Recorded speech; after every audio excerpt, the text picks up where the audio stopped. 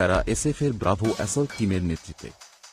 গভীর জঙ্গলের নিস্তব্ধতা চিরে হঠাৎ করেই গর্জে উঠল আধুনিক রাইফেলের মরণঘাতী আওয়াজ। তিন দিক থেকে ওত পেতে থাকা জঙ্গিরা কমান্ডোদের ঘিরে ধরেছে। বাতাসের প্রতিটি ঝাপটায় তখন বারুদের ঝাঁঝালো গন্ধ আর আহতদের আর্তনাদ। মোহিত বুঝতে পারলেন, তাঁর টিমের বাকিদের বাঁচাতে হলে কাউকে সামনে এগিয়ে গিয়ে কভার ফায়ার দিতে হবে। তিনি বিন্দুমাত্র দ্বিধা না করে নিজের পজিশন ছেড়ে সামনে ঝাঁপিয়ে পড়লেন। সেই অসম লড়াইয়ের সময় মোহিতের শরীরে একের পর এক বুলেট আছড়ে পড়তে শুরু করল, কিন্তু তাঁর হাতের মেশিনগান স্তব্ধ হয়নি। যন্ত্রণায় যখন তাঁর চোখ ঝাপসা হয়ে আসছিল, তখন তিনি চারজন জঙ্গিকে নিকেশ করে নিজের দুই সতীর্থকে নিশ্চিত মৃত্যুর হাত থেকে ছিনিয়ে এনেছিলেন। আফ্রুদা জঙ্গলের সোঁদা মাটির ওপর যখন এই অকুতোভয় মেজর শেষবারের মতো লুটিয়ে পড়লেন, তখন তাঁর ঠোঁটে ছিল সেই